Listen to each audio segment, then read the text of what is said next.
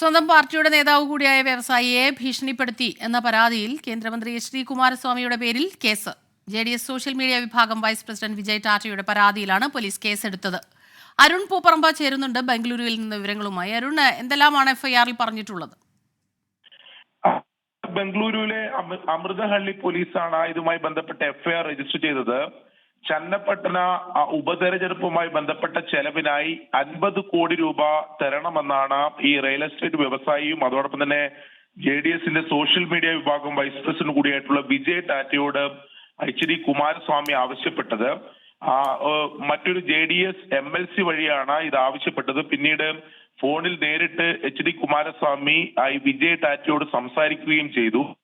പണം നൽകിയില്ലെങ്കിൽ ഗുരുതരമായിട്ടുള്ള പ്രത്യാഘാതം നേരിടേണ്ടി വരും എന്നതാണ് ആ ഭീഷണി മുഴക്കിയത്. അതിനുശേഷം ഈ വിജയ് ടാറ്റ പോലീസിൽ പരാതി നൽകുകയായിരുന്നു. ഇതുമായി ബന്ധപ്പെട്ട ഫോൺ രേഖകൾ ഉൾപ്പെടെ തെളിവുകൾ സഹിതമാണ് ആ പരാതി നൽകിയത്. ഈ പരാതിയുടെ അടിസ്ഥാനത്തിലാണ് കേന്ദ്രമന്ത്രിയായിട്ടുള്ള എച്ച്.ഡി. കുമാരസ്വാമിക്കെതിരെ നിലവിൽ ഇപ്പോൾ അമൃതഹള്ളി പോലീസ് കേസെടുത്തിട്ടുള്ളത്. ഭീഷണിപ്പെടുത്തി ഉൾപ്പെടെയുള്ള വകുപ്പുകൾ ചുമത്തിയാണ് കേസെടുത്തിട്ടുള്ളത്. 50 കോടി രൂപ നൽകിയില്ലെങ്കിൽ ബംഗളൂരു കേന്ദ്രീകരിച്ചുള്ള റിയൽ എസ്റ്റേറ്റ് ഇടപാട് വ്യവസായം അത് നിർത്തലാക്കുന്ന ഉൾപ്പെടെയുള്ള പ്രത്യാഘാതം ഉണ്ടാകും എന്നതാണ് എച്ച്.ഡി. കുമാരസ്വാമി ഭീഷണി മുഴക്കിയെന്നാണ് ഈ പരാതിയിൽ പറയുന്നത്. ആ പരാതിയുടെ അടിസ്ഥാനത്തിലാണ് നിലവിൽ ഇപ്പോൾ പോലീസ് നിയമ നടപടി സ്വീകരിച്ചിട്ടുള്ളത്. റിയൽ എസ്റ്റേറ്റ് വ്യവസായിയായ വിജയ് ടാറ്റയുടെ പരാതിയിലാണ് എച്ച്.ഡി. കുമാരസ്വാമിക്കെതിരെ ഇപ്പോൾ പോലീസ് കേസ് രജിസ്റ്റർ ചെയ്തത്.